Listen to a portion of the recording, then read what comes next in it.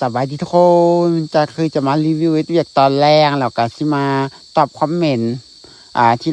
หลายคนคอมเมนต์ถามจอยมาให้ทุกคนหูเด้อก็คือคำถามที่หลายคนถามมาส่วนใหญ่มันจะเป็นคำถามแบบว่าจอยอันเฮาก่อนเราจะเริ่มถ่ายคลิปหรือว่าก่อนเราจะอยากถ่ายคลิปแบบต้องเริ่มจากใส่ก้อนต้องเฮ็ดอย่างแนวต้องหาซื้ออุปกรณ์อย่างแนวก่อนเราจะถ่ายคลิปใดแบบว่าแบบที่จอยถ่ายในแต่ละมือเนี่ยต้องเริ่มแนวใดแน่ก็คือคำตอบก็คือทุกคนขอเพียงแค่เขามีโทรศัพท์หน่วยนึงแล้วก็มีขาตั้งกล้องอันนึงเราก็สามารถถ่ายคลิปได้แล้วแต่ถ้าเป็นแนวแต่อันเขาเริ่มแรกๆแท้เอาโทรศัพท์หน่วยเดียวก็ได้แล้วคือจังที่จอยเริ่มถ่ายแรกๆอันคือจอยจะใส่โทรศัพท์เครื่องเดียวแล้วจอยก็ถ่ายคลิปได้ทุกอย่างเลยตอนนั้นก็คือจะเป็นการถ่ายที่แบบว่า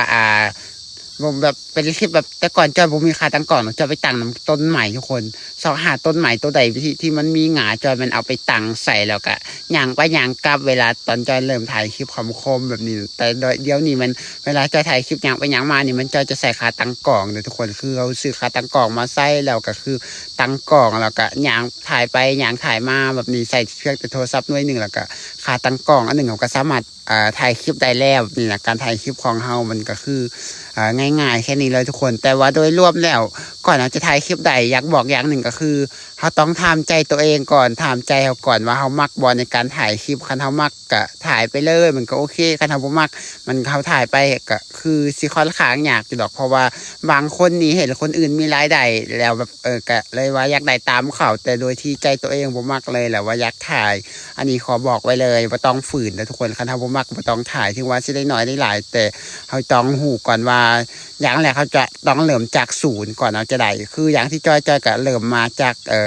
ตอนที่ยังแบบยังไม่ยังบ่มีรายได้เลยแบบนี้นะถ่ายมาโดนโคตรหลายปีกว่าจะมีรายได้แบบนี้นะคือแบบอย่างว่าเลยทุกคนทุกอย่างเราต้องเริ่มจากศูนย์ค่อยๆเฮ็ดไปคันว่าเขามักมันก็ได้คันเขาบ่มักนี่มันฝืนใจตัวเองไปมันก็ลำบากเพราะว่ามันบ่แม่นว่าทุกคนเฮ็ดแล้วมันจะได้เฮ็ดทุกคนเฮ็ดแล้วมันจะดังทุกคนเฮ็ดแล้วมันจะปังทุกคนเฮ็ดแล้วมันจะ